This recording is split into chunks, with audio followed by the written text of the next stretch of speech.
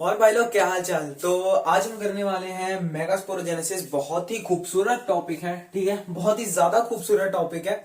Easily समझ आने वाला टॉपिक है, पहली बार में ही समझ आ जाएगा अगर ध्यान से सुनोगे पूरे लेक्चर को। तो मेगास्पोरोजेनेसिस के बारे में थोड़ा थोड़ा सा ना मैंने आपको इसका जो स्टार्टिंग का इंटरफेस है वो सारा आपको मैंने पिछले लेक्चर में थोड़ा सा इंट्रोड्यूस भी करवा दिया था। पिछले लेक्चर में तुमको क्या बताया था, जब ओव्यूल पढ़ा रहा था, ओव्यूल के अंदर क्या था, एक मास ऑफ सेल्स था। क्या था? Mass of cells. कौन से सेल्स थे वो? न्यूसेलस के सेल्स थे, ठीक है, न्यूसेलस के सेल्स थे। यानी कि अगर मेरे पास ऐसे करके मेरा कुछ ओव्यूल है तो इसके अंदर मेरे ऐसे ऐसे करके कितने सारे मेरे मास ऑफ सेल्स भरे पड़े होंगे, ठीक है, मास ऑफ सेल्स भरे पड़े होंगे। अब इन्हीं मास ऑफ सेल्स में से मैंने तुमको क्या कहा था कि कोई एक सेल उठेगा, ठीक है, कोई एक सेल उठ के आया, बोला कि मैं एमएमसी हूं, ठीक है, मैं मेगास्पोर मदर सेल बनूंगा, ठीक है। तो ये क्या काम करेगा, ये एमएमसी बन जाएगा, मेगास्पोर मदर सेल। थोड़ा बड़ा करके लिख देते हैं, मेगास्पोर मदर सेल, ठीक है, ये मेगास्पोर मदर सेल बन जाएगा। अब इस सेल के मेगास्पोर मदर सेल बनने के बाद क्या होगा वो हम आज पढ़ेंगे। क्या क्या पढ़ेंगे हम आज पढ़ने वाले हैं मेगास्पोरोजेनेसिस। मेगास्पोरोजेनेसिस वर्ड को फिर से मैं, जैसा कि तुमको पता है, मैं तोड़ के बनाता हूं। मेगास्पोरो और जेनेसिस को अलग अलग कर दो, ठीक है। मेगास्पोरो से याद रखो, मेगास्पोर, मेगास्पोर। जेनेसिस से याद रखो, जेनेसिस से थोड़ा नीचे लिख दें, यहाँ लाइट वगैरह तुमको लग रही होगी। जेनेसिस का मतलब होता है फॉर्मेशन, ठीक है, यानी कि मेगास्पोर का फॉर्मेशन हो रहा है, ठीक है, मेगास्पोर का फॉर्मेशन हो रहा है। किससे होगा? एमएमसी से, एमएमसी मेगास्पोर मदर सेल, ठीक है, इससे फॉर्मेशन होगा। अब इतना सब तुमने अगर सीख ही लिया है तो पिछले लेक्चर की एक और बात तुमको अगर याद हो तो मैंने तुमको क्या बताया था, मैंने तुमको बताया था कि एमएमसी के बाद जो है मियोसिस होकर प्रोसेस शुरू होगा। यहां तक मैंने लेक्चर खत्म किया था। लाइन को समझो कि एमएमसी के बाद जो मियोसिस होगी, मियोसिस क्या करती है, 2n को 1n नहीं कर देती, डिप्लॉइड का हैप्लॉइड कर देती है मियोसिस, ठीक है। तो यानी कि इस मियोसिस से पहले जितनी भी स्टेजेस हैं, ठीक है, एमएमसी, न्यूसेलस एंड सभी जो हमारे पार्ट्स हैं, ठीक है, ओव्यूल के, उनकी प्लॉइडी क्या होगी, 2n डिप्लॉइड होंगे, ठीक है। इतना तुमको क्लियर हो गया। अब प्रोसेस को और थोड़ा सा डिटेल में समझते हैं, ठीक है, चलो डिटेल में और थोड़ा समझते हैं। समझो, न्यूसेलस का था, न्यूसेलस ये हमारा ओव्यूल हो गया, इसके अंदर ऐसा ऐसा मास ऑफ सेल्स कुछ कुछ करके भरा पड़ा है, मास ऑफ सेल है। एक सेल उठा, बोला, क्या बोला कि मैं हूं एमएमसी, ठीक है, मैं हूं एमएमसी, यानी कि मेगास्पोर मदर सेल, ठीक है, ये हमारा मेगास्पोर मदर सेल आ गया। प्लॉइडी क्या होगी इसकी, 2n, क्योंकि न्यूसेलस के सेल्स की क्या थी, 2n, ठीक है, न्यूसेलस के सेल्स की 2n थी, उनमें से जस्ट इसने सिर्फ मैच्योरेशन दिखाई है और ये एमएमसी बना है, ठीक है, तो इसकी प्लॉइडी भी क्या होगी, 2n होगी। अब इससे हमको मेगास्पोर बनाना है जी, इस एमएमसी से हमको मेगास्पोर बनाना है। कैसे बनाना है? मियोसिस करके, ठीक है, मियोसिस करेंगे। तो 11th में तुमने पढ़ा, ठीक है, क्लास 11th में तुम पढ़ के आए हो कि मियोसिस हमेशा 2 स्टेजेस में खत्म होती है। कौन कौन सी? एक तो होती है मियोसिस 1 और एक होती है मियोसिस 2, ठीक है, एक मियोसिस 1 और एक मियोसिस 2। फिलहाल के लिए हम मियोसिस 1 पे ध्यान देते हैं, ठीक है। मियोसिस 1 में क्या होगा, मियोसिस 1 में इस एक सेल से आगे 2 सेल्स बनने, ठीक है, क्योंकि कंप्लीट मियोसिस होने के बाद फाइनल में 4 सेल्स बनते हैं। यानी कि आधी मियोसिस में कितने बनेंगे, आधी मियोसिस में कितने बनेंगे, 2 बनेंगे, ठीक है, 2 सेल्स बनेंगे। बताओ जी, ये 2 मेगास्पोर बन गए हमारे, एक मेगास्पोर से 2 मेगास्पोर बन गए। इस स्टेज को हम क्या कहते हैं, मेगास्पोर डायाड, ठीक है, मेगास्पोर डायाड कहते हैं इसे। थोड़ा सा और आगे जाओ, एक सेकंड यार, दो ऐसा करके बना देते हैं, खुश, थोड़ा सा नीचे करके लिखते थे, ऊपर लाइट वगैरह पड़ रही होगी। तो हम इसको और थोड़ा सा आगे प्रोसेस को लेकर जाते हैं। प्रोसेस को आगे लेकर गए तो आगे क्या होगा, आगे होगी मियोसिस 2। सेकंड मियोसिस के बाद क्या बनेगा, अब ये इनमें दोनों में से एक एक सेल जो है वो दो बनाएगा, ठीक है। एक सेल उठाओ, ये आगे दो सेल बनाएगा, दूसरा सेल उठाओ, ये भी आगे दो सेल बनाएगा। टोटल कितने सेल हुए, एक से कितने बनते हैं, 4, ठीक है। ये हमारे हो गए 4 सेल्स, चलो ठीक है, ये हमारे हो गए 4 मेगास्पोर बन गए हमारे। स्टेज का नाम क्या है जी, स्टेज का नाम है मेगास्पोर टेट्राड, मेगास्पोर टेट्राड, ठीक है। मेगास्पोर टेट्राड है इस स्टेज का नाम। चलो अब ध्यान से समझना, क्योंकि यहां पर ना ये चीज सिलेक्ट होती है कि कौन सा जो है, इन चारों में से, अब चारों के चारों तो नहीं बन सकते एम्ब्रियो सैक, आगे जाके नहीं बन सकते ना। तो इन चारों में से कौन सा ऐसा रहेगा जो कि आगे जाके एम्ब्रियो सैक बनेगा, कौन सा वाला मेगास्पोर बनेगा, तो उसकी डिसीजन होती है इनके एंड्स की तरफ से। मैंने पिछले लेक्चर में तुमको पढ़ाया था माइक्रोपाइलर एंड और चैलेजल एंड, ठीक है। समझ लो कि ये जो नीचे वाला है ये तुम्हारा माइक्रोपाइलर है और ऊपर वाला है तुम्हारा चैलेजल एंड है, ठीक है। तो होता क्या है कि ये जो 3 होते हैं माइक्रोपाइलर एंड की तरफ के, ध्यान से सुनो, 3 मेगास्पोर माइक्रोपाइलर एंड की तरफ के ये डीजेनरेट कर जाते हैं, ये मर जाते हैं, ठीक है। बचता कौन सा है, हमारा चैलेजल एंड की तरफ वाला, जो सबसे ऊपर चैलेजल एंड की तरफ जो हमारा माइक्रोस्पोर होता है, मेगास्पोर होता है ना हमारा, वो बचा रह जाता है। वो होता है हमारा फंक्शनल, ठीक है, वो होता है हमारा फंक्शनल मेगास्पोर। एंड इसी मेगास्पोर की मदद से आगे हमारा एम्ब्रियो सैक बनता है, ठीक है। क्या बनता है इसके बाद, एम्ब्रियो सैक, ठीक है। चलो अब यहां तक हमने देख लिया कि फंक्शनल कैसे डिसाइड होता है। अच्छा एक चीज तुमसे पूछनी है, अगर मैं ऐसा 4 मेगास्पोर बनाऊं, ठीक है, 4 मेगास्पोर बनाऊं मैं, और तुमको कहूं कि जी ये माइक्रोपाइलर है और ये चैलेजल है, बताओ कौन सी साइड का जो है फंक्शनल रहेगा, इन चारों में से कौन सा वाला फंक्शनल रहेगा, देखो देखो देखो देखो, सोचो कौन सा वाला रहेगा।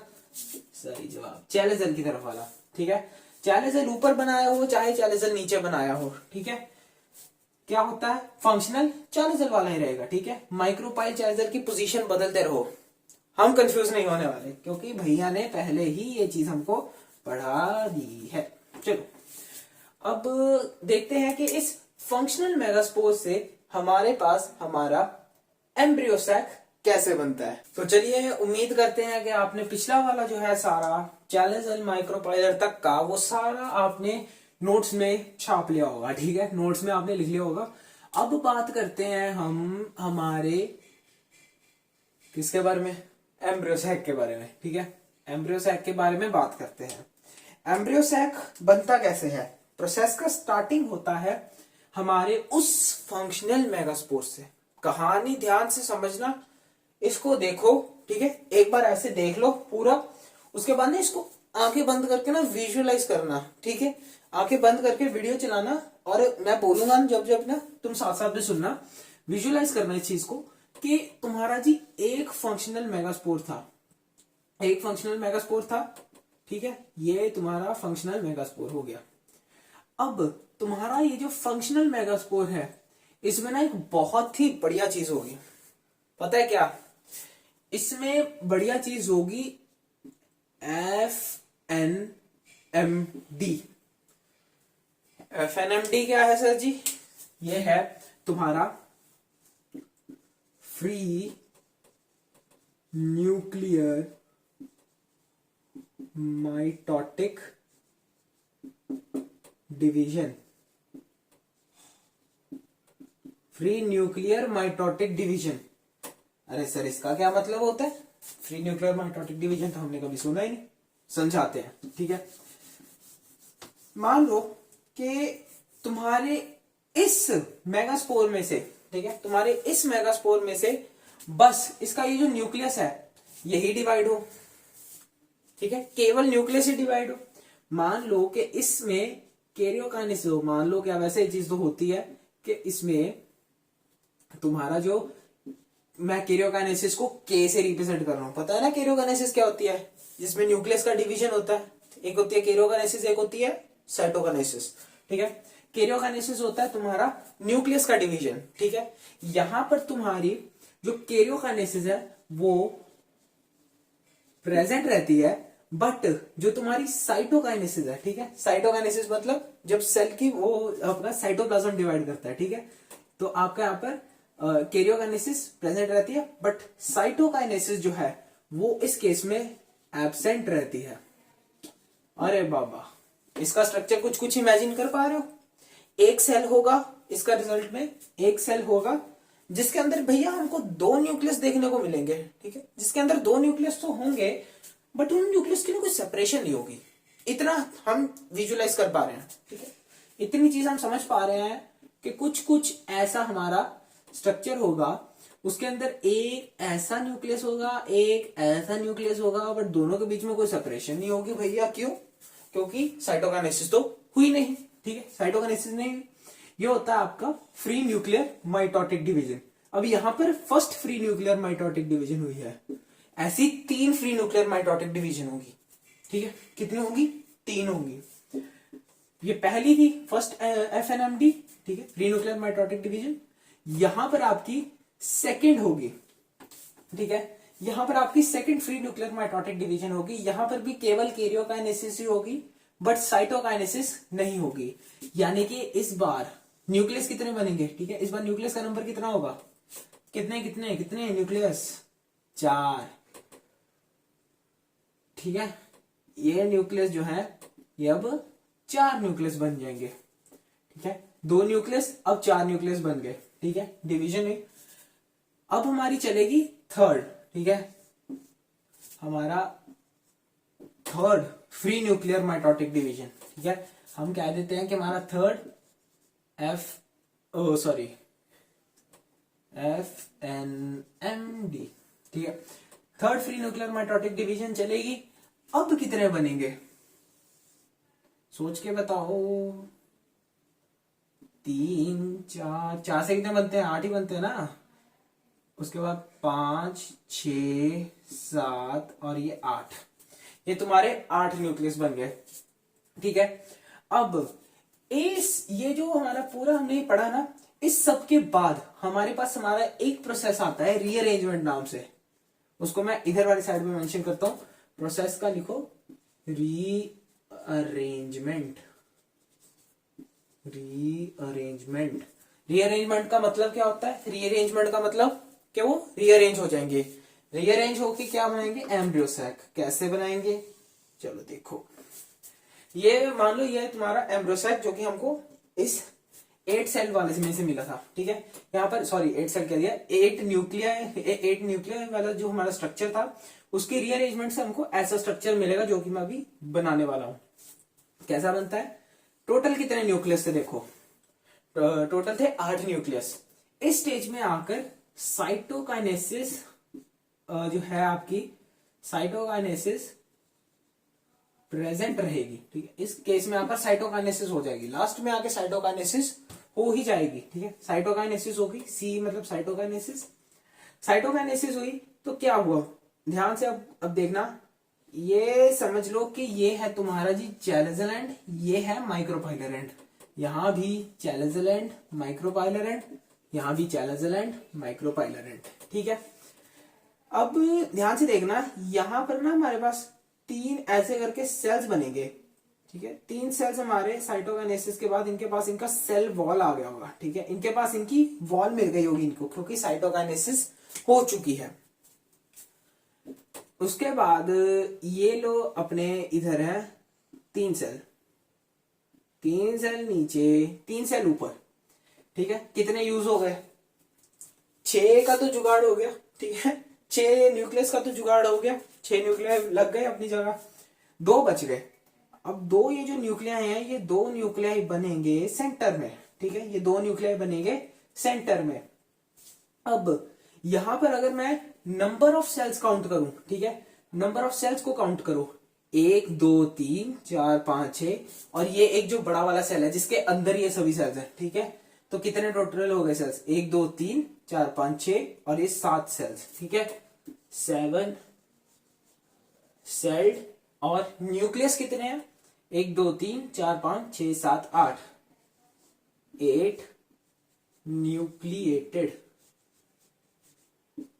ठीक है, 8 न्यूक्लिएटेड।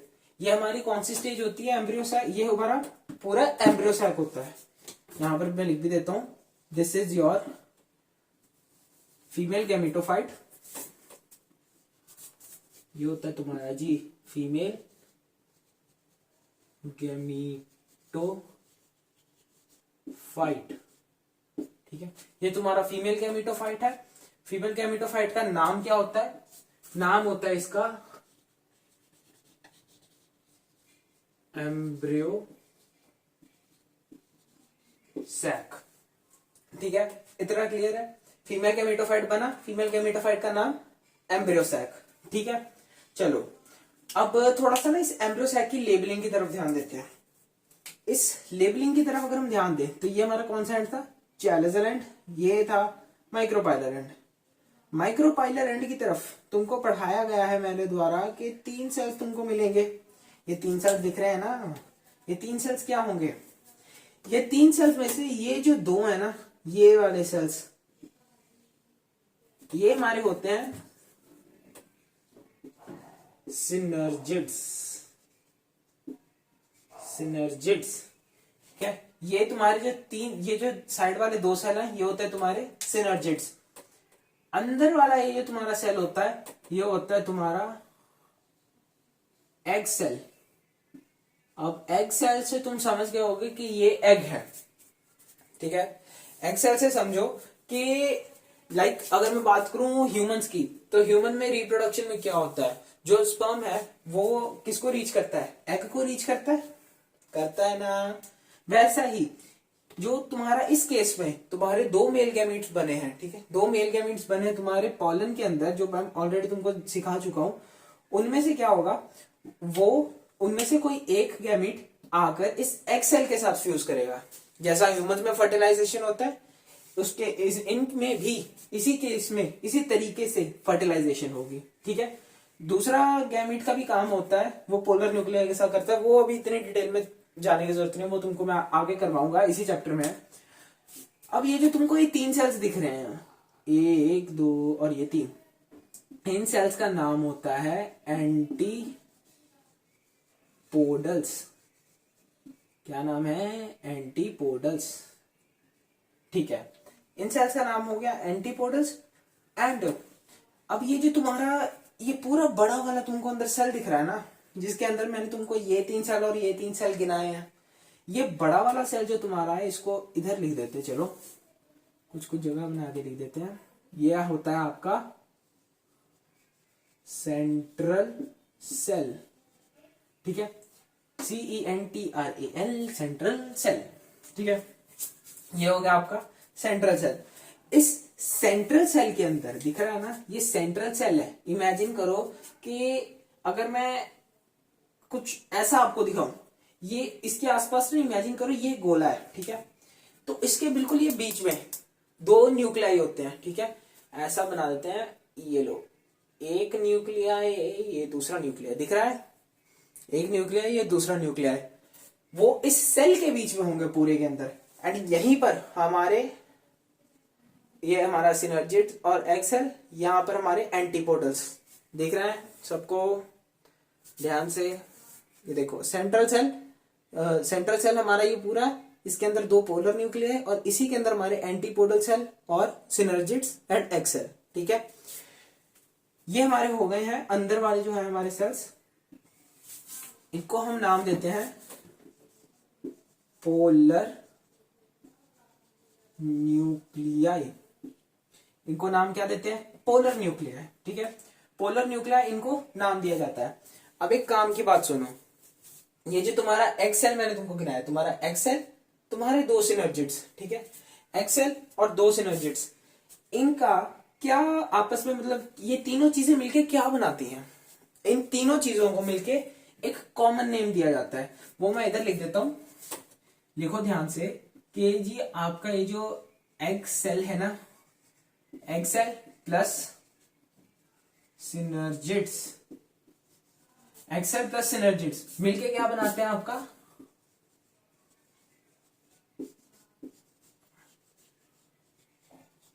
Egg apparatus. ठीक है, ये मिलके बनाते हैं आपका एग एपरेटस। क्या बनाते हैं, एग एपरेटस। ठीक है, कौन कौन, एग सेल और सिनर्जिड मिलके, ऐसा मिलके क्या बनाते हैं आपका एग एपरेटस। क्लियर है। अब ये एम्ब्रियो सैक तो आपका मैंने बना दिया। ठीक है, एम्ब्रियो सैक आपको सिखा दिया गया है कि कैसे मैं आपके एक उस फंक्शनल मेगास्पोर से, एक फंक्शनल मेगास्पोर से कैसे आपका ये एम्ब्रियो सैक बना। ठीक है, इनफैक्ट आपको ये बता दिया गया है इस लेक्चर में कि वो न्यू सेल्स का कोई एक सेल जो उठा था, जो बोल रहा था कि मैं एमएमसी बनूंगा, उस न्यू सेल्स के एक सेल से एम्ब्रियो सैक कैसे बना है। ठीक है, इतना हमने आज क्लियर किया। क्लियर हो गया। डाउट हो कमेंट्स में लिख देना। ठीक है, बेझिझक कमेंट्स में लिख दो। मैं वेला ही बैठा रहता हूँ।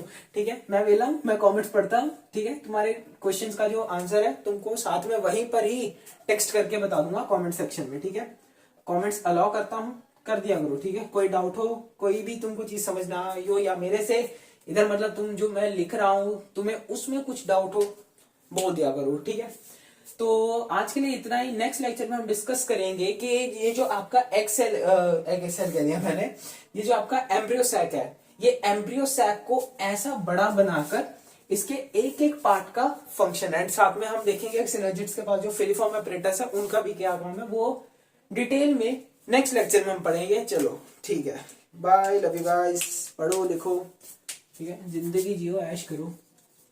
चलो बाय, लव यू गाइस।